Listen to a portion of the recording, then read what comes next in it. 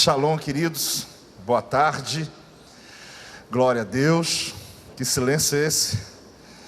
Chegar aqui depois do Rafael ministrar, irmão, você não sabe como é difícil. Ajuda e dá um amém aí. Porque depois de ouvir uma palavra nesse nível, eu fiquei pensando para que caminho tomar, né? Que palavra que o Senhor tem para nós. Mas eu acredito que Deus já consolidou o nosso coração com essa perspectiva desse texto, que é tão tremendo conhecer tanto tempo uma palavra, um texto, e a gente olhar nesse nível. Rafael, e tem sido para a gente lá em Volta Redonda uma grande inspiração. E Deus tem usado a vida dele toda vez que vai, ministra em nossa vida, e claro, em família, né? Em estarmos juntos. Estar aqui com vocês hoje, eu creio que é uma agenda marcada no coração de Deus para abençoar você. E já que Rafael falou de João, eu quero continuar em João capítulo 9. Eu falei, Deus, me dá aí um sinal para que o Senhor possa nos dar uma caminhada, uma continuação daquilo que foi começado aqui. Sou pastor ali em Volta Redonda, no Projeto Vida, já uma igreja que tem, como o Rafael disse, 25 anos, e 25 anos ali ministrando a palavra do Senhor. Eu quero ler esse texto em João capítulo 9, versículo 1 em diante. Dessa história, eu acredito que Deus quer trazer algo para a nossa vida. Quem está pronto para receber uma palavra de Deus sobre a tua vida, amém? Eu acho que a gente está pronto desde cedo, né? Diz assim: caminhando Jesus, viu um homem cego de nascença, e os seus discípulos perguntaram: mestre, quem pecou, este ou seus pais, para que nascesse cego? Respondeu Jesus: nem ele pecou, nem seus pais, mas foi para que se manifestem nele as obras de Deus. Vamos falar juntos? Para que manifestem nele as obras de Deus. É necessário que façamos as obras daquele que me enviou. Enquanto é dia, a noite vem, quando ninguém pode trabalhar. Enquanto estou no mundo, sou a luz do mundo. Dito isto, cuspiu na terra, e tendo feito lodo com a saliva, aplicou aos olhos do cego, dizendo-lhe: vai, lava no tanque de Siloé, quer dizer, enviado. Ele foi, lavou-se, o que aconteceu? E voltou vendo. Querido, esse texto ele fala de uma grande transformação, de um grande mover e de uma grande manifestação, para que manifeste nele as obras de Deus. É interessante que aqui estava para acontecer uma maravilha, mas por trás de toda maravilha tem uma voz. Você pode repetir isso? Por trás de toda maravilha tem uma voz. Toda vez que Deus tem algo a fazer, ou Deus está fazendo algo, ou como hoje aqui a gente tem essa percepção, essa presença do Senhor, é porque tem uma voz que vai vir para nos dar sentido a essa maravilha. Esse texto aqui conta uma história, mas dentro dessa história, eu quero trazer para a tua vida, para a nossa vida. A pergunta daqueles discípulos ao lado de Jesus é: quem pecou? Qual foi a pergunta? Quem pecou? Essa pergunta, ela continua sendo feita até hoje, porque até então, aquele cego era um tema teológico e não uma pessoa. Até então, aquele cego era alguém que precisava ser discutida a história dele. É aquele caso de você dizer: será que esse pode tomar ceia? Será que esse pode tocar? Esse pode cantar? Esse aqui pode trabalhar na igreja? Esse pode pregar? A pergunta aqui era saber, segundo a história daquele homem, quem havia cometido algum erro para que ele nascesse cego. E a resposta de Jesus sempre muito profunda e simples.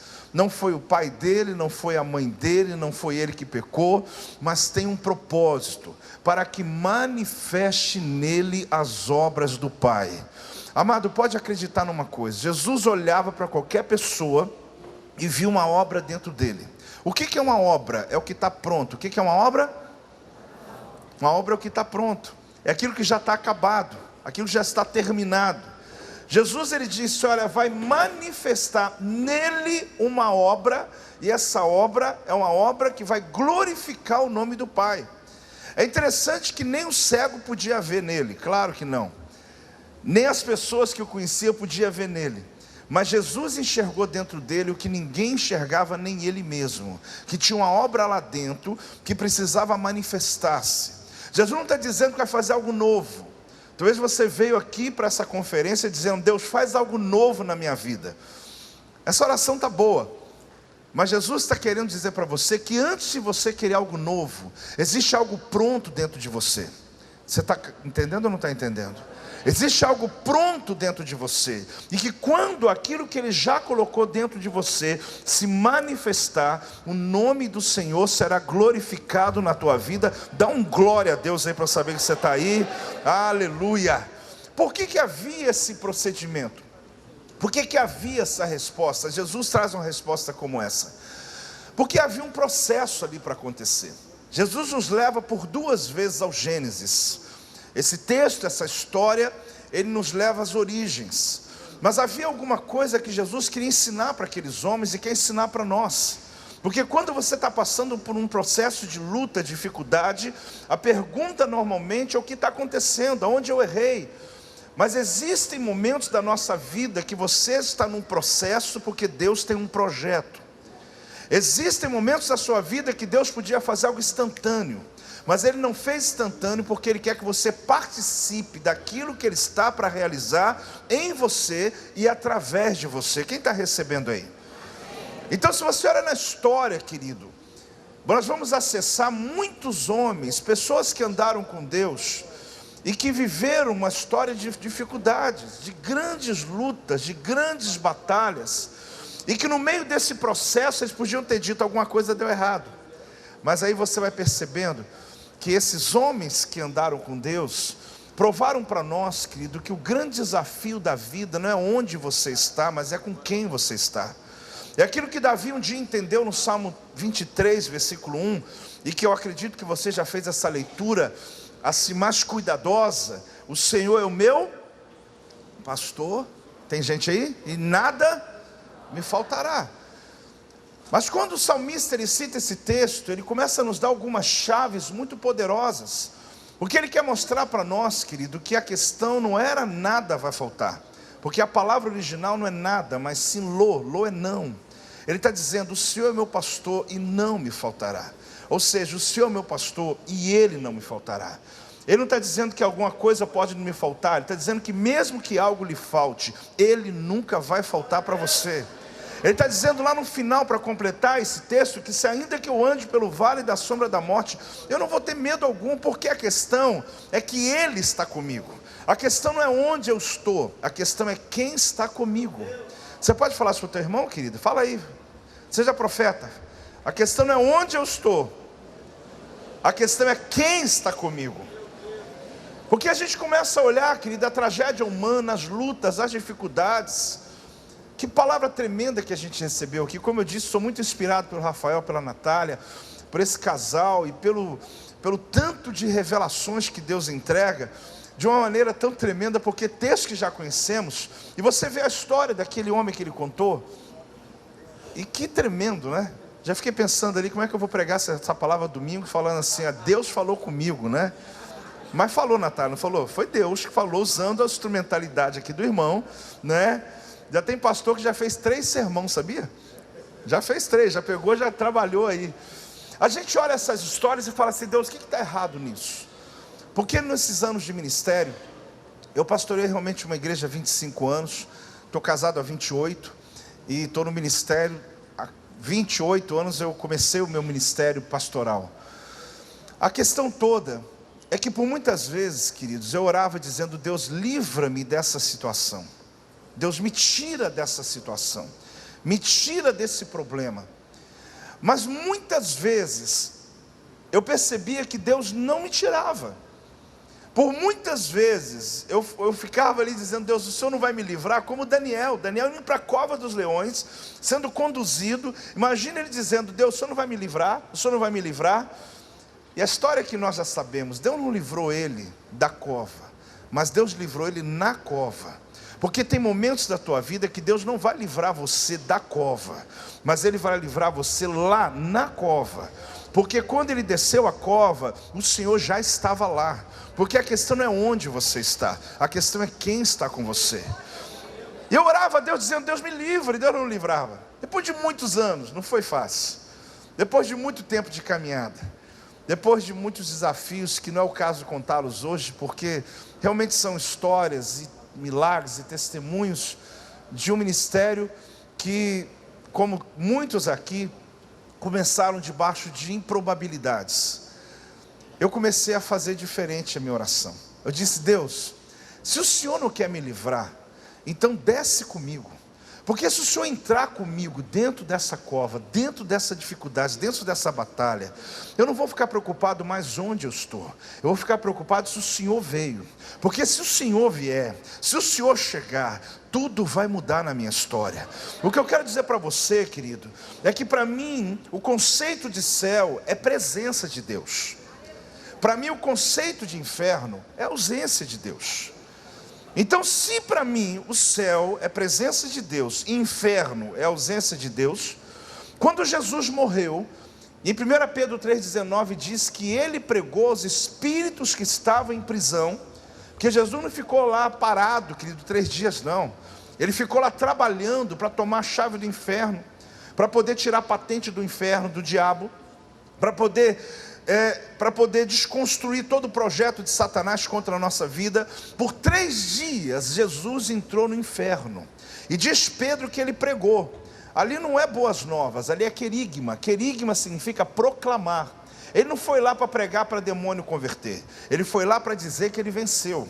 E no momento que ele está no inferno por 3 dias, até o inferno virou céu por 3 dias, porque Jesus estava dentro dele. Imagine então a tua realidade hoje. Se ele descer com você aonde você estiver, toda a situação será mudada, a tua realidade será transformada. Tem um crente aí recebendo essa palavra, meu irmão? Dá uma salva de palmas ao Senhor, meu irmão. Dá um glória a Deus aí em nome de Jesus. Mas essa pergunta sempre virá: quem é que pecou? Qual é o motivo dessa situação? Por que alguém está sofrendo? Por que eu estou passando por o que eu estou passando hoje? O fato, irmãos, é que quando Deus realmente Ele está projetando algo em nossa vida, Ele vai construindo situações para que você possa expor a sua fé. E infelizmente existem situações da vida que, se nós não passássemos por ela lá atrás, nós não teríamos condições de saber quem somos e o que podemos fazer. Irmãos, eu não sou daqueles que ficam celebrando por lutas e problemas, não. Você não vai me ver olhando dizendo assim: que saudade que eu estou no tempo que estava passando necessidade. Você não vai ouvir isso da minha boca. Eu não tenho nenhuma celebração por isso, mas eu celebro onde elas me levaram. Porque eu não celebro pela batalha, mas onde ela me levou, eu celebro todo dia. Porque se não fosse essas batalhas, ainda citando o Salmo 23, que Davi diz que na presença dos inimigos, Deus me deu essa palavra tem mais de 20 anos, quando o Senhor dizia para mim no Salmo 23, que a perspectiva dele, ela está a um nível diferente, que na presença do adversário, tem 3 bênçãos de Deus para a sua vida.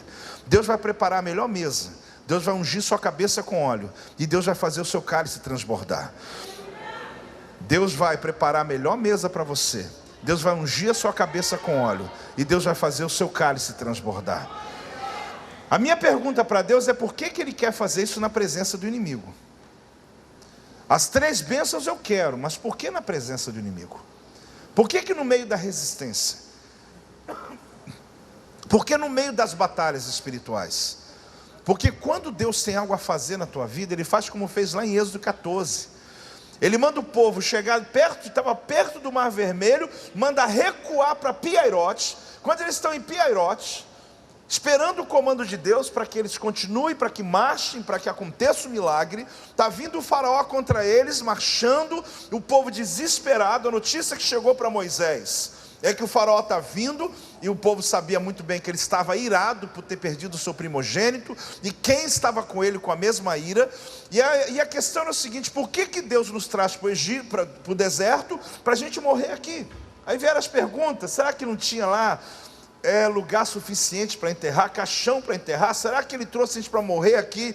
E foi ali, querido, que o inimigo chegou, não para derrubar o povo de Israel, não para envergonhar o povo de Israel, É porque Deus estava para fazer o maior espetáculo da história, que depois da história da crucificação de Jesus é o evento mais conhecido no mundo, a travessia do Mar Vermelho. E como Deus queria fazer um espetáculo, Ele precisava de plateia. A plateia precisava chegar para ver o que Deus faz com aqueles que andam com Ele. O que estava vindo para eles é o inimigo, mas para Deus é plateia. Deus estava reunindo uma plateia para fazer algo extraordinário. Quando o inimigo está chegando, entenda uma coisa: é porque na presença do inimigo, Deus quer fazer um espetáculo na tua vida.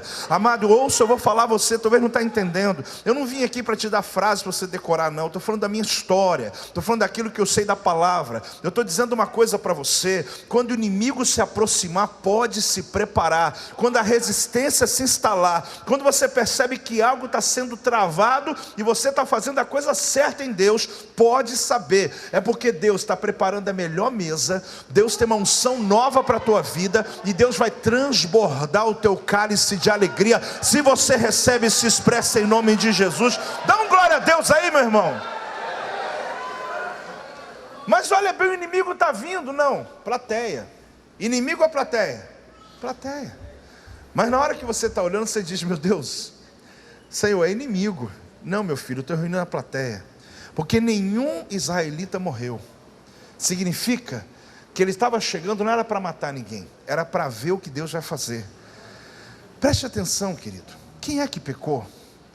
Olha as histórias bíblicas e você vai perceber o seguinte: que entre o projeto que Deus tem na vida de um homem e a realização dele, Davi, do curral ao trono, José e cada um deles, se Deus revelasse o que iria acontecer durante o processo, a maioria ia desistir e falar: Deus, toma aqui, não quero não. Porque Deus dá um sonho para José, que ele vai reinar sobre todo mundo, os irmãos e tudo mais. Mas o processo da história dele, querido, seria terrível se ele soubesse antes. O pai de José dá uma túnica para ele. Uma túnica, querido, é uma roupa muito importante, que é uma roupa íntima. É uma roupa que era usada por pessoas nobres. Você sabe, quando Jesus morreu na cruz do Calvário, 4 romanos era o número daqueles que crucificavam a pessoa e tinham o direito da roupa e os pertences que aquela pessoa estava ali, não das coisas que ele tinha em casa, o terreno, mas o soldado romano que crucificava, ele era dono daquilo que o homem estava morrendo ali. Então eles pegaram a veste de Jesus, rasgaram em 4, mas quando viram aquela túnica rica, cara, sem nenhuma costura, e tentando gente tentando me convencer que Jesus era pobre, né? Pegaram a túnica dele e eles queriam tirar a sorte para que eles pudessem ter aquele patrimônio. A túnica, você vai ver a túnica que era usada para o sacerdote, você vai ver a túnica que Ana todos os anos levava e trocava a túnica do seu filho, porque ele crescia, e você vai ver a túnica de José. Era uma roupa que ficava por baixo, que se alguém saísse de túnica na rua, é como se estivesse nu. Mas essa roupa especial, dada a José, era diferente das outras. As túnicas comuns tinham uma manga até aqui, do antebraço, até o joelho, a parte da perna, mas a dele não, tinha mangas talares, mangas compridas, e além disso eram coloridas. Ele podia colocar qualquer roupa por cima, que aparecia totalmente a manga. Os irmãos dele, com muita inveja dele, montam uma cilada, decidem fazer algo ruim com ele. A história diz, querido, que ele foi vendido como escravo. E na história você vai perceber que os irmãos, eles mancham a túnica de José com sangue e entrega para Jacó, o pai, e diz: será que é do teu filho? Será que é do nosso irmão? Eles sabiam que era. E naquele momento que ele pega a túnica, ele diz: é dele. E naquele instante José foi dado como morto, porque afinal de contas não tinha outra expectativa a não ser que ele morreu. Mas o fato, irmãos, que até aquele dia José só sonhava. Ele tinha uma túnica linda. A túnica representa posição, representa honra, representa reconhecimento, representa estrutura e até mesmo recursos. Quem tem uma túnica, os irmãos tiraram a túnica de José, mas não tiraram o favor de Deus que estava sobre ele. Você tem que entender, querido, que muita gente quer arrancar a sua túnica, quer tirar seu reconhecimento, sua estrutura, a sua honra, quer tirar seus recursos, e pode até tentar, e pode até conseguir, mas ninguém vai conseguir tirar o favor de Deus que está sobre a tua vida, porque o que define você não é o que está sobre você, o que define você é o que está em você. Talvez você está confiando muito na sua túnica, mas na verdade confie naquilo que Deus plantou dentro de você, porque Jesus disse em relação àquele cego, que tem uma obra dentro de você que vai manifestar, e quando ela manifestar, o nome do Senhor será glorificado. Tem alguém recebendo essa palavra, querido? E você percebe que quando José foi dado como morto, foi a hora que sonhos começaram a se tornar verdade. No meio dos escravos ele reinava, na prisão ele reinava, no Egito ele reinava, porque até então ele só sonhava. Mas o dia que ele foi dado como morto, foi onde Deus começou a agir como ele estivesse vivo. O que você vai entender aqui, querido, é que quando diz que acabou para você, é quando Deus diz, agora começou para mim. Quando diz que o seu tempo terminou, quando deram você para o morto, quando disseram que o seu ministério morreu, quando disseram que acabou, é nessa hora que entra a voz de Deus na tua história, e Deus começa a realizar os milagres prometidos lá no passado. Se a gente for andar nessa caminhada, nós vamos perceber quanta gente, que no meio da angústia, da luta, da dificuldade, alguém deve ter perguntado, alguém pecou. Talvez alguém até mesmo se perguntou, Senhor, eu estou vivendo essa situação porque eu pequei? Olhe para aquela história de Jesus. Jesus então diz àqueles discípulos, não foi o pai, nem a mãe, nem ele, mas foi para que manifeste nele as obras do Pai. Como alguém pode passar uma vida pagando um preço, uma luta, uma enfermidade, para um propósito, manifestar a obra do Pai? É porque, querido, todos nós temos uma obra guardada dentro da gente. Todos nós temos uma história já de Deus, já um desenho de Deus dentro de nós, já construído, um propósito dentro de nós. Mas o que está dentro de você, só vai estar fora de você, quando você for colocado à prova. Muito daquilo que você foi criado para fazer, só vai acontecer quando você perceber que o Espírito se movendo na tua vida, a unção se tornará mais forte do que a sua vontade. Quando você vai percebendo que a presença do Espírito Santo se te põe em movimento. Jesus ele diz isso, porque ele olha para o cego, e ele viu algo dentro dele que ninguém viu. Vamos lá para o Gênesis, capítulo 1, versículo 1 em diante. Eu quero te mostrar, querido, como Deus está conduzindo a gente a perceber o Gênesis em duas ações que Jesus realiza. Ele está dizendo para nós algo extraordinário. No princípio criou Deus os céus e a terra. A terra, porém, estava sem forma e vazia, havia trevas sobre a face do abismo, e o Espírito de Deus pairava, algumas versões, se movia sobre as águas. O Espírito de Deus se movia sobre as águas. Até aqui, querido, é um inventário. Até aqui está dizendo sobre como a terra estava. Até aqui Deus não falou nada. Está dizendo, no princípio criou Deus. Que princípio é esse? Tudo que Deus criou é perfeito para ser habitado. Isaías 45, 18. Tudo que Deus criou não tem caos. Deus criou tudo perfeito. Mas a tradução, quando diz, no versículo 2, quando fala exatamente a terra porém estava, a tradução é tornou-se. O fato aqui é que havia uma terra perfeita. E o fato da gente acreditar nisso, é que quando alguém diz que está escuro, é porque um dia teve luz. Porque ninguém tem reconhecimento da escuridão, sem um dia ter percebido a luz. Então está dizendo que está em trevas, está caótico. Mas agora não está, já esteve tudo bem, mas tornou-se. Os cientistas dizem que foi um cataclisma. A queda de Lúcifer, para mim, é o mais interessante entender isso. Que tudo aquilo que Deus criou, quando Lúcifer entra, torna-se sem forma e vazia. Tudo que Deus fez na sua vida, querido, é perfeito. Sua família, teu casamento, ministério, teu chamado, tudo é perfeito. Pode dizer um amém aí? Mas tudo aquilo que foi criado por Deus, quando há uma intervenção de Satanás, torna-se sem forma, vazio e sem propósito. O inventário da terra é esse, versículo 1 e versículo 2. Mas quando chega no versículo 3, a palavra é tremenda. Haja luz. E houve luz. A questão aqui, querido, é que a luz precisava chegar Não porque Deus precisa de luz para trabalhar, mas porque as trevas precisavam saber que Ele havia chegado. Era importante entender que Deus não precisava acender a luz para que Ele trabalhasse, mas a primeira coisa que Deus fez na história da criação foi acender a luz, porque toda vez, querido, que uma revelação acende em tua mente, é porque Deus vai criar algo novo sobre a tua vida. Toda vez que Deus quer fazer algo novo na tua vida, Ele entra através da luz da revelação sobre você. Por que Jesus disse haja luz? Por que, perdão, Deus disse haja luz? Ele não estava criando o sol. O sol foi criado no terceiro dia. Que dia? Mas ele estava criando a luz que os rabinos chamam de luz primeva.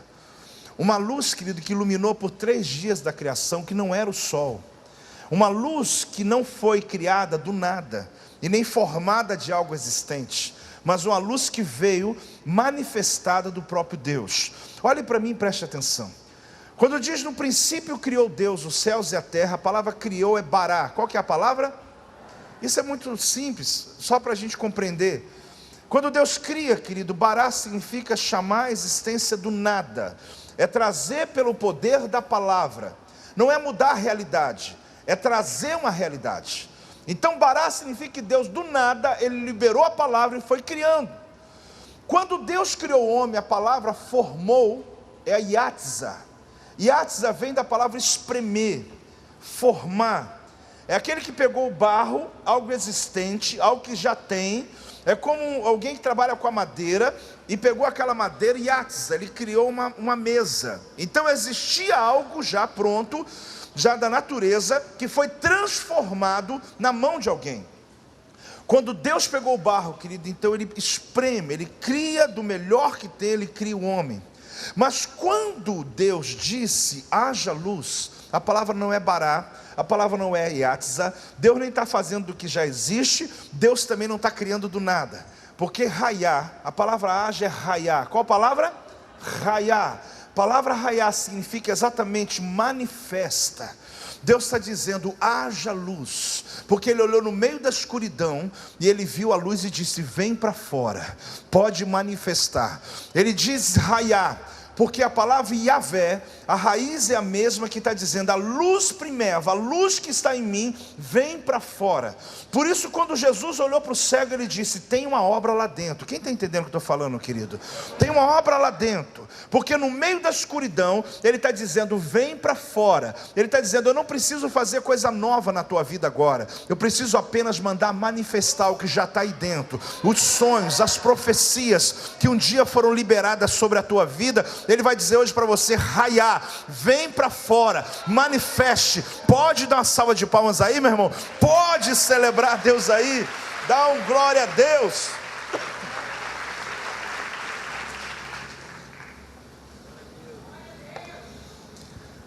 Lá no Gênesis você vai perceber que no momento em que Deus disse haja, Ele está dando um comando à escuridão, um comando ao caos.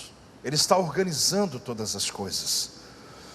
No momento que Ele diz isso, Ele está mostrando para mim e para você, que quando alguém diz não tem mais jeito, quando eu oro pela minha igreja, eu digo, Deus, traz esse batismo sobre nós, de olhar que as pessoas que dizem que já não tem mais jeito, daqueles que dizem que não tem mais como, que não tem possibilidade, mas eu oro para que Deus nos dê ovelhas, que olhem e digam, sim, tem ainda uma obra ali, tem uma obra pronta. Eu consigo ver naquela pessoa, naquele bêbado, naquele andarilho, naquele indivíduo promíscuo, eu consigo ver dentro dele, tem uma obra ali dentro que vai se manifestar, tem um propósito de Deus que vai se manifestar. Por que eu digo a você que as coisas já estão prontas dentro de nós? Porque Deus não começa nada sem antes ter terminado. Você pode repetir isso? Tudo que Deus começou na tua vida, Ele já terminou. Apóstolo, mas eu não estou entendendo. Como que Ele está começando e está terminando? Um dia eu tive que explicar isso ao meu filho de 9 hoje, mas tinha 8 anos. Ele estava pegando na minha mesa alguns livros meus, e ali tinha um livro de Salmos, que está escrito em português, mas também a origem do livro é mais em hebraico, e ali tem a tradução em português. Ele começou a folhear o livro, né? Ele estava com 8 anos, está com 9 agora. E ele começou a folhear o livro. E ele percebeu, ele é bem detalhista, ele percebeu que as páginas, à medida que ele ia para frente, elas iam diminuindo. E ele disse: pai, o teu livro está errado. Aí eu falei: que livro errado, meu filho? Vamos ver esse negócio. Eu comecei a folhear. Errado como? Ele disse: porque eu estou passando para frente e o livro diminui os números. Eu falei: não, esse livro está certo, filho, é porque ele é escrito em hebraico. Então ele é escrito lá da direita para a esquerda. Aí ele começou a olhar o livro, né? E eu disse: tem um detalhe, se está errado é o nosso, porque o hebraico é bem mais antigo do que o nosso português. Então a gente tem uma coisa errada. Aí eu disse: meu filho, sabe o que acontece? É porque esse é o idioma de Deus. Quando Deus começa a escrever, Ele começa da direita, Ele começa do fim, e Ele vai escrevendo, e Ele vai escrevendo. Quando Ele chega aqui no fim dele, é o nosso começo.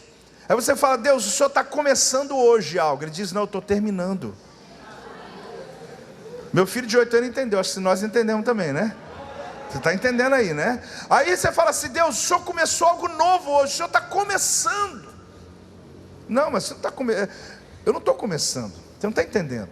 Eu estou terminando o meu texto. Porque quando eu estou começando para você, eu já comecei há muito tempo atrás para mim.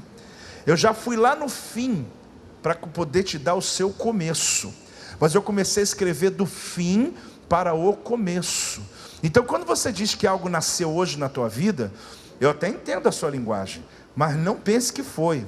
Há muito tempo tem uma obra pronta e já plantada dentro de você, que ela está agora se manifestando, e quando ela se manifestar, você vai perceber a plenitude de Deus sobre a tua vida, tomando todas as áreas da sua vida, inclusive financeira, a família, saúde, Deus assumindo o controle da tua história. Então Deus não começa nada sem antes ter terminado. Quem dá um glória a Deus e recebe essa palavra em nome de Jesus? Mas Jesus olhou para aquele cego e se aproximou dele, e ele leva você e eu para o Gênesis de novo. Porque com a saliva e a terra ele faz um barro, como o Criador criou o homem, e põe nos olhos do cego, e dá uma ordem: vai e lava em Siloé. Vai e lava em Siloé. Olhe para mim, querido, eu não preciso de muito tempo, eu só quero que você entenda algo que Deus te trouxe aqui. Eu imagino que está aí, de tantas palavras que você está recebendo. Eu mesmo fui muito abençoado, que eu acabei de ouvir, e sei que pela manhã aqui a chapa esquentou, e foi tremendo. Mas a minha preocupação é o quanto essas palavras elas vão provocar mudanças na tua vida. Jesus então enche os olhos deles de barro e dá um comando: vai lá em Siloé. Agora, irmãos, desde quando Jesus precisa de um processo para curar alguém? Você sabe muito bem, eu disse agora há pouco, se Deus envolve você num processo, é porque Ele tem um projeto. Ele podia dizer para o homem: veja, mas ele preferiu não. Mas o Criador está com a mão cheia de barro de novo. Você percebe que coisa tremenda? Aquele que um dia criava, porque quando fez o homem, façamos. Então Jesus estava lá, o Espírito Santo estava lá, e o Pai estava lá. Façamos o homem, a nossa imagem e semelhança. Esse mesmo que sujou a mão de barro lá no Gênesis, ele está com a mão cheia de barro de novo, e ele está dizendo que está deformado será transformado. Ele está dando oportunidade para aquele cego agora, ele voltar ao projeto original, porque o projeto original é que ele fosse são. E naquele momento a minha tristeza é saber que um monte de gente estava no culto, e o Criador com barro na mão, e ninguém mais recebeu a bênção, porque outro devia ter chegado: vem cá, põe essa mão de barro aqui, põe essa mão aqui, Criador. Mas eles não estavam entendendo o mistério, não estavam entendendo a mensagem. Só um recebeu. E eu acredito que nessa conferência, o Senhor está com as mãos cheias de barro na mão, dando a você a oportunidade de provocar mudanças, de transformar, de receber palavras como a gente está recebendo, para mudar a nossa história. Mas qual era o segredo? Vai, lava em Siloé. Amado, preste atenção numa coisa. Um tanque público, o tanque de Siloé é uma descoberta de 30 anos atrás, é uma das mais novas em Israel. Quando você for lá em Jerusalém, deu um avanço só, mas tá bom. Já deu um ônibus, mas tá bom. Quando você for lá, pede para te levar. Por quê? É uma descoberta nova. 30 anos de Israel, 40 é novo, novíssimo. Mas no tempo de Jesus, o tanque era um tanque público, comum. As pessoas lavavam o rosto, tomavam água, porque não tem um monte de tanque desse. Aquele cego, eu te garanto, já tinha lavado o rosto lá várias vezes, porque faz parte ali do contexto cultural. A questão é como que eu vou voltar no mesmo lugar, olhando como se fosse um outro lugar. Fale comigo, mesmo lugar, um outro lugar, no mesmo lugar. Como que eu vou na mesma igreja? Eu estava escrevendo um texto essa semana dizendo, tem 25 anos que eu prego no mesmo lugar. E tem 25 anos que dá frio na barriga quando eu subo a pregar. Quando eu pego para ler, eu falo, Deus me ajuda. Aí você diz, mas você não acostumou ainda? Eu até queria, mas não acostumei. Porque toda vez que eu subo ali, é um outro lugar, no mesmo lugar. Mas a tendência nossa, quando você está muito tempo no mesmo lugar, você perde a essência, você perde a expectativa. Voltar para o tanque, lavar, porque eu lavei hoje de manhã, não aconteceu nada, agora voltar para lavar, e vai acontecer. A única coisa simples que eu vou te ensinar, querido, é porque agora tem uma palavra empenhada. Antes ele lavou o rosto lá, mas agora tem uma palavra de Jesus empenhada, vai e lava em Siloé. O tanque não curou ele, você sabe disso, o tanque não é santo, porque se fosse um monte de gente indo para lá, que descobriram de novo, mas a questão é obediência, a questão é saber que aquela hora tinha uma palavra empenhada. Amado, a questão é que ele foi para o tanque cego, Jesus colocou a mão no olho dele e não foi curado. Se você estivesse nesse culto, você ia dizer assim, deu ruim, deu errado. Porque tem gente, Jesus só liberou uma palavra, foi curado. Tem gente que só tocou na veste, foi curado. Esse homem, Jesus botou a mão no olho dele, o homem está cego ainda. Mas sabe por quê? Aí entra os níveis de cura de Jesus. Jesus primeiro queria dar a ele, querido, entendimento. Porque tem tempos na sua vida e ministério que você só tem uma voz. Você não tem visão, não tem nada, não tem mais nada, só uma palavra. Alguém te pergunta, por que você está fazendo isso? Porque eu tenho uma palavra de Deus para a minha vida, que vai chegar a minha hora. Aí alguém diz, mas tem algum sinal? Nenhum, eu só tenho uma palavra. Eu estou indo para Siloé, ele mandou lavar em Siloé, eu estou indo para Siloé. Quando eu chegar lá eu vou ver o que vai acontecer, mas enquanto isso eu só tenho uma palavra, vai e lava em Siloé. E pior que essa palavra que você tem não tem nem sentido, e pior é isso mesmo, a palavra não tem sentido, eu não tenho nada real para apresentar, mas eu sei de uma coisa, eu tenho uma palavra. Se você tem uma palavra, você tem tudo, querido, porque tudo que Deus faz é pela palavra, tudo que Deus realiza é pela palavra. Fale para o irmão do teu lado assim, a unção não erra endereço. Tem gente que pensa que Deus te deu uma palavra, liberou unção sobre a tua vida, ele errou. E aquele profeta que disse se empolgou. Ele estava passando, um monte de gente olhou para mim, botou a mão, falou, mas não era comigo não, deve ser o colega do lado. Irmãos, quando Davi foi ungido, ele podia ter tido esse sentimento, porque ele acabou de ser ungido rei e voltou para o curral. Acabou de ser ungido rei, e o pai falou, vai levar comida para os seus irmãos, você é mensageiro deles. Ele podia dizer assim, eu sou rei, como é que para o pai? Eu sou rei, pai. Fui ungido pelo homem, que é profeta, que é juiz, que é sacerdote, precisa mais coisa? Mas ele foi lá, querido, levar comida. E o pior, é quando o rei manda ele colocar a roupa do rei, ele podia dizer é hoje. Mas ele falou, ainda não é a hora. Porque tem momento que vão tentar colocar em você, querido, uma estrutura que não é o seu tempo ainda. E ele disse, não é tempo, não é hora. Mas o que eu quero te mostrar, é que Davi podia ter um sentimento que a unção foi errada. Mas a unção nunca vai errar endereço. Se você tem uma palavra, você tem tudo. Aquele cego foi até o Siloé. A questão, querido, é como fazer um outro lugar no mesmo lugar. Quando Jacó, quem mesmo? Quem mesmo? Ele estava na sua caminhada de descoberta, na sua jornada. Ele para em um lugar chamado Luz. De tão cansado, ele põe uma pedra como travesseiro, dorme, e os irmãos se lembram do texto, que ele começou a perceber que tinha anjos na visão, no sonho dele, descendo e subindo, ali dizem que foi a troca dos anjos, porque a nova missão que ele tinha era mais forte, mas aí fica com essa aí para você pensar depois. A questão é que quando ele tem a visão, um portal se abre. Há uma visão muito clara, querido, de que tua voz é a estrada pela qual os anjos transitam. Assim como foi aquele momento da visão de Jacó. O fato, querido, é que quando ele acorda, ele havia dormido entre aquelas pedras. Na verdade, ele colocou pedras ao redor para se proteger de animais.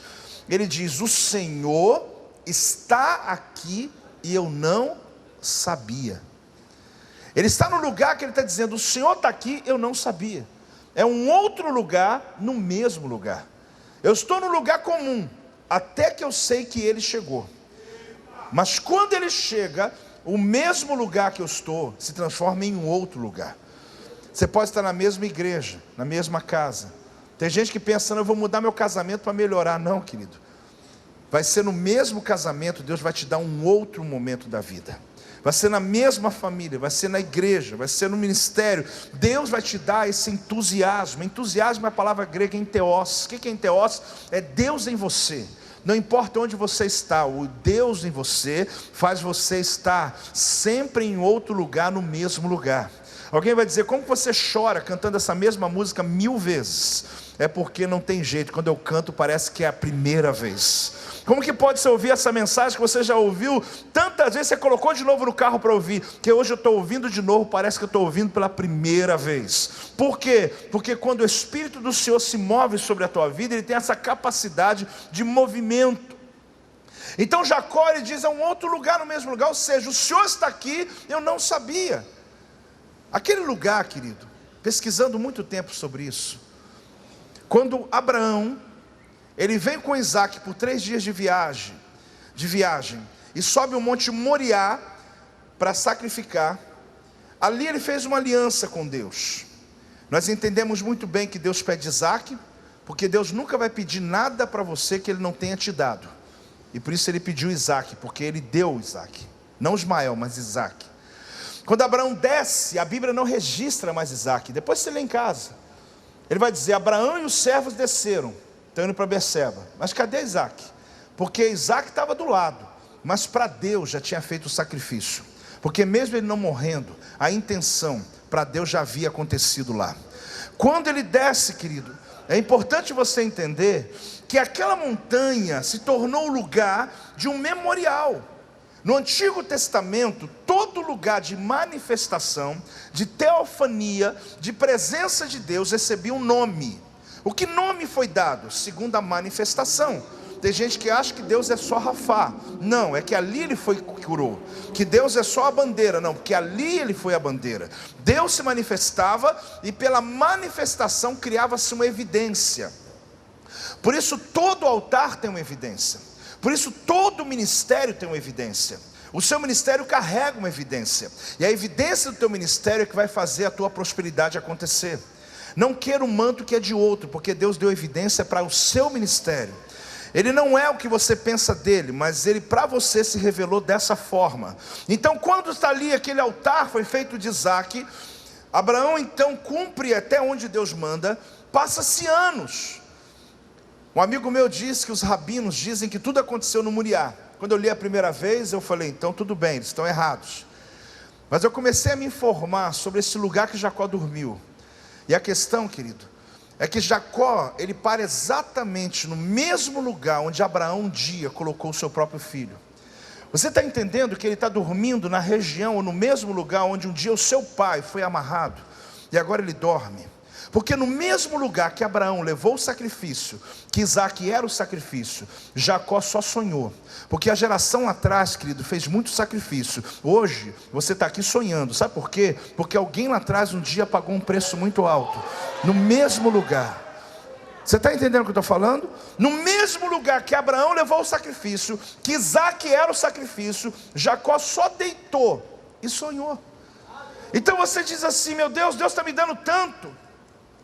Mas pelo tanto que alguém já pagou o preço, estamos fazendo é pouco demais. Porque alguém lá atrás já pagou o preço para que a gente pudesse sonhar e realizar hoje.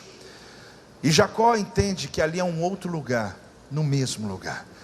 Irmãos, quando o cego chega em Siloé, por mais que ele tivesse feito aquela trajetória há muito tempo, ele lava o rosto. E é simples o final da história. Ele viu. O que aconteceu? Ele viu. Porque até então ele só tinha uma palavra. Mas quando ele obedeceu a palavra, veio a visão. Você só precisa disso na tua vida, querido. Você vai terminar essa conferência hoje à noite com uma palavra clara de Deus para a tua vida. Vá seguindo essa voz, siga a voz, siga a palavra que Deus tem para você, porque na sua obediência, Deus vai lhe dar uma visão clara daquilo que Ele quer realizar sobre a tua vida. Quem está entendendo, dá um glória a Deus em nome do Senhor. Mas o fato é que o cego viu, ok, fantástico, tremendo, mas passa-se algum momento, lá à frente do texto, volte comigo lá, antes da gente orar, no capítulo 9 de João novamente. Você vai perceber que após o milagre, Jesus ele se encontra novamente com aquele cego. Capítulo 9, versículo 35, quem já achou, dá um amém aí. Ouvindo Jesus que o tinham expulsado, encontrando-o, lhe perguntou: crês tu no Filho do Homem? Ele respondeu e disse: quem é, Senhor, para que eu nele creia? Olha bem, você sabe que o cego depois passou por muitas batalhas. Ele foi expulso da cidade, ele foi expulso do relacionamento com o povo, porque a cura dele era uma ameaça para os religiosos. Aí Jesus, então, sabendo que ele foi expulso, foi ter com ele, falou com ele assim: você sabe quem curou você? Ele olhou para Jesus e falou: não sei. Quem é? Ele sabia quem era? Não, ele não viu Jesus. Quando perguntaram para ele: sabe quem curou? Ele não estava mentindo não, querido, porque ele nunca viu. Ele não viu, ele foi lavar em Siloé e foi seguir a vida dele. E respondeu, versículo 36, quem é, Senhor, para que eu nele creia? E Jesus lhe disse: já o tens visto, e é o que fala. Jesus se apresentou. Só que o tens visto não é estar vendo agora. Preste atenção. Quando Jesus usa lá atrás a palavra sobre visão, para que ele pudesse ver, está se falando no original a palavra blepo. Essa palavra é a visão natural, essa visão que você tem, natural, das cores, da vida. Mas quando Jesus falou: você já viu, tem vistos aqui em algumas traduções, você já me viu antes, você já sabia quem eu era. Está falando oral, essa palavra é ver na mente. Então ele está dizendo para ele o seguinte: você já tinha uma visão a meu respeito, você nunca soube quem sou eu, mas já havia dentro de você uma visão clara. Jesus está dizendo: mesmo cego de nascença, no meio da escuridão, como estava a terra, totalmente escura, tem algo lá dentro que vai manifestar. Então Jesus está ensinando para nós exatamente esse princípio, de que ele tinha algo já construído dentro dele. Amado, em nome de Jesus, acredite, a tua história não está começando hoje. Deus não está começando nada na tua vida agora, porque Ele só começa quando Ele terminou. Você só precisa seguir o caminho certo de Deus na tua caminhada. Você só precisa se lembrar que você não tem que criar nada novo. Você só precisa estar sensível àquilo que Ele já criou na sua vida. Você não precisa inventar nada novo. Você só precisa manifestar o que Ele já te deu. Tem alguém entendendo ou não está entendendo? Você não precisa copiar nada de ninguém. Você só precisa saber o que Deus já fez em você. Porque Ele olha para nós hoje e diz: tem uma obra aí dentro. Fala ao teu irmão: tem uma obra aí dentro. Por que aquele homem foi questionado? Quem é que pecou? Não, não foi ninguém que pecou. Toda essa caminhada da vida dele, tudo que você está vivendo até hoje, é porque tem uma obra aí que está na hora da manifestação dela. Obra não é nada novo de fora para dentro. Ele está dizendo: já está dentro de você, eu só preciso que venha para fora. E hoje a minha oração é essa: é raiar, haja. É Deus dizendo: luz, vem para fora, a obra vem para fora, manifeste a minha palavra sobre a tua vida. Ah, querida, em nome de Jesus. Quantos têm passado por suas batalhas na mente, suas batalhas naturais, e está fazendo a pergunta se onde está errado, onde eu pequei, o que está acontecendo? Mas hoje o Senhor está dizendo para você: o meu projeto na tua vida é para que manifeste em você, é para que manifeste em você. Deus começa escrevendo lá da direita para a esquerda. Então Ele já foi no fim, querido. Confia nele. Ele já visitou o teu fim. E Ele disse, mandou dizer para você que é um fim de vitória, porque Ele já venceu na cruz. Eu não estou aqui te encorajando de minhas palavras, estou te encorajando pelo que Ele fala na palavra. Então, se você está no meio de um processo, Acredite, Ele já está no controle de toda essa história, de toda essa caminhada. Mas você precisa acreditar naquilo que Ele deu a você. Tudo que você precisa, você tem dentro de você. Nada acontece fora de você sem primeiro acontecer dentro de você. Se você hoje não deixar que o Espírito Santo, querido, faça essa obra, nada vai acontecer. Eu quero dedicar os meus últimos 5 minutos, não que me deram tempo nenhum não, eu que estou me dando esse tempo, a dizer para você sobre o Espírito Santo, porque eu quero orar. Quem está recebendo essa palavra? Todo aquele que é atingido pelo Espírito Santo entra em movimento. Vamos repetir? Todo aquele que é atingido pelo Espírito Santo entra em movimento. Na criação, o Espírito pairava sobre as águas, porque de tudo caótico haviam águas, que era o lugar para começar, porque era o único lugar de vida. Você tem que entender que quando Ele entra na gente, Ele vai encontrar em você aquilo que nem você sabe, mas tem um lugar de vida para Ele começar a mover-se em você. Quando o Espírito Santo veio sobre o homem, ele estava como inanimado, sem nada, mas a vida entrou nele, o sopro. No Salmo 156 diz que todo ser que respira, louve ao Senhor. Tudo aquilo que tem fôlego, louve ao Senhor. O fôlego significa Deus te trazendo um fôlego novo, que vai movimentar a sua vida. Talvez você veio para cá hoje pedindo: Deus, me dá um fôlego novo. Você está no lugar certo, porque essa obra do Espírito Santo vai lhe colocar em movimento. No vale de ossos secos, você sabe por que eles se batiam? Porque um grande exército havia perdido uma batalha ali.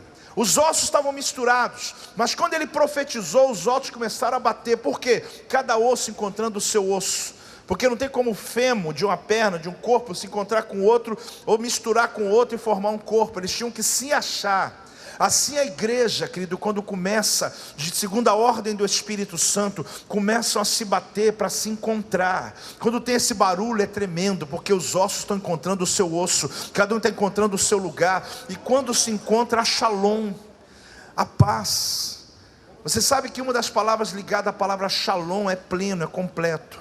Se você pegar esse copo aqui, ele estiver cheio, não tiver como caber nenhuma água mais aqui dentro, eu posso chamar de shalom. Porque quando você está completo, você está em paz.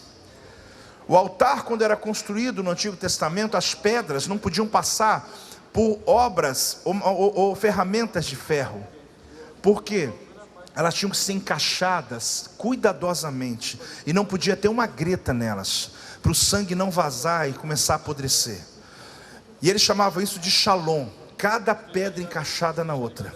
Quando a igreja, cada crente se encaixa no seu chamado, tem shalom, tem paz. Quando os ossos se encontraram, eles eram um grande exército, mas eles não tinham força, porque lhe faltava o Espírito. Quando vem o Espírito, tem movimento. E eu quero profetizar sobre a tua vida, querido, porque tudo aquilo que está morto dentro de você vai receber o movimento do Espírito Santo, vai receber um novo fôlego. Talvez você até chegou a dizer: eu estou precisando de um novo fôlego, eu estou precisando de um renovo. Talvez você está procurando algo fora de você, mas eu vim te mostrar que tem algo dentro de você, que já inclusive está pronto, que o Senhor já escreveu na história da sua vida, e que você só precisa dizer: Deus, raia, pode trazer para fora, pode manifestar, manifesta, Senhor. Eu quero o que o Senhor construiu para a minha vida. Quem recebe essa palavra, se ponha de pé nesse momento, querido. Eu acredito no poder de uma palavra. Eu acredito. Olha, quando me convidaram a estar aqui, talvez eu me convidaria para estar se não fosse convidado, porque eu amo lugares onde pessoas são sedentas pela palavra, queridos. Porque eu acredito que passam meses, eu vou ouvir testemunhos aqui. Eu amo chegar em lugares e alguém dizer, não por vaidade, nenhuma vaidade, mas pela alegria, porque alguém chega, apóstolo, lá em tal lugar, lá no lugar do país, sei lá onde, que às vezes a gente nem imagina. Eu tinha uma palavra que eu recebi, aquela palavra que eu recebi mudou minha história, e eu acredito nessas coisas. Hoje é uma tarde dessa, hoje é um dia desse, que Deus pode mover algo dentro de você. Antes de você pedir algo fora para entrar em você, pede que o que está dentro manifestar-se para fora de você, porque tem algo já pronto dentro de você. Aquele cego, todo mundo olhava ele como um tema teológico. Alguém pecou, ele pecou, alguém é culpado. Jesus falou, não tem ninguém culpado não, gente. Talvez alguém olhe para você como um tema teológico, tentando olhar a tua vida e tentar chegar a conclusões da tua vida. Aí eu fui mandado embora, estão achando que eu estou em pecado. Eu passei por uma doença, estão achando que eu estou em pecado. Querido, pare com essa teologia espírita em nome de Jesus. Porque tem gente que tem essa visão completamente antibíblica. Se você está passando por uma prova, por uma luta, é porque Deus pode estar querendo construir algo poderoso na tua vida. E que não é necessário nada de fora. Já está aí dentro tudo o que você precisa. Feche os teus olhos. Espírito Santo de Deus. Obrigado, Deus, por essa conferência. Obrigado, Deus, pela vida do pastor Rafael, Natália. Pela sensibilidade, Deus. Pelo sacrifício deles, ó Deus, de provocar na vida, ó Deus, de tanta gente, uma transformação pela palavra. Eu creio, Senhor, que não só o Senhor há de suprir todas as necessidades dessa conferência, mas como o Senhor também trará como um eco, meu Deus, que a partir daqui alguns vão dizer, depois daquele dia, a minha vida tomou outro rumo, outra dimensão, outro movimento. Por isso eu declaro raiar. Aqueles que tornou-se, ó Deus, aquilo que na vida dos teus filhos andava bem, mas hoje está como sem forma, vazio, sem propósito. Mas há uma palavra no meio do caos. Haja luz, vem para fora. Meu Deus, assim como o Senhor estava com as mãos cheias de barro ainda, para tocar aquele homem, ó Deus, toca-nos nessa tarde, toca-nos nesse momento, porque nós precisamos desse fôlego novo, desse renovo, Deus, porque alguns aqui só tem uma palavra, vai e lava em Siloé. Alguns aqui não tem visão, não tem nada claro, ainda só tem uma palavra, não tem estratégia, não tem nada, só tem uma palavra. Mas ó Deus, na obediência, quando se lavarem, vão ver. Que esse lugar hoje seja o nosso tanque de Siloé, meu Deus. Um outro lugar no mesmo lugar.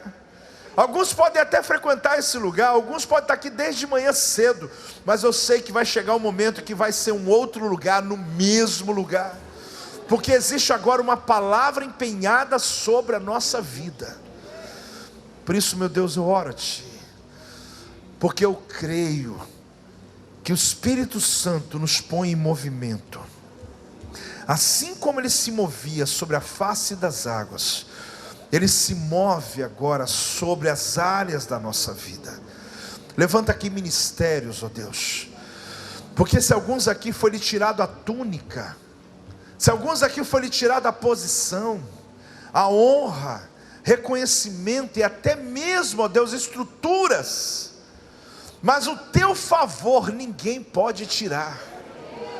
Pode ter tirado a túnica como foi tirada de José, mas onde ele estava, ele prosperava, ele rompia.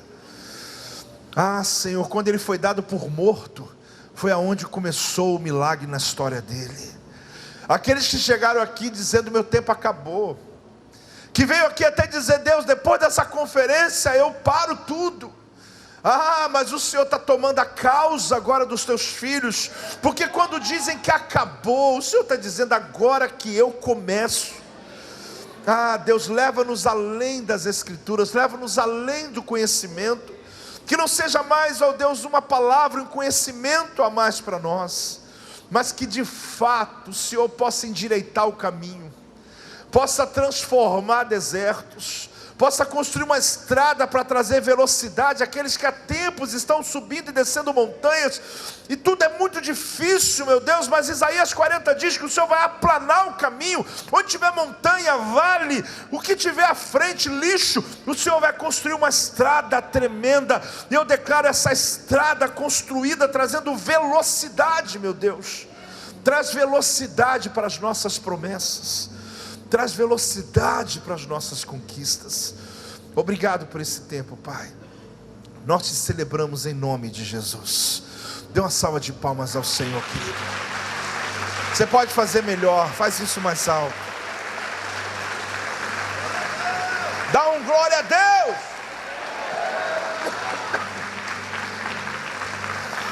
Aleluia. Vamos adorar o Senhor. Toma essa palavra sobre a tua vida. Uma alegria poder ministrar e ter trazido uma mensagem para você. Espero que Deus produza e faça essa semente florescer e dar ótimos frutos sobre a tua vida em nome de Jesus. Continue de pé. Vamos ter um tempo. Que maravilha ouvi-los. Como Deus usa esses queridos irmãos. Quando eu estava vendo a profecia ali liberada, eu falei, Deus, vai mais. Amo demais vocês, Deus abençoe. Obrigado, Rafael. Deus abençoe tua vida. Isso é uma bênção para nós, cara. Você não tem noção como Deus tem te usado para mudar essa nação. Deus abençoe. Alguém gostou aí, gente, do apóstolo? Pelo amor de Deus, faz barulho aí, vai.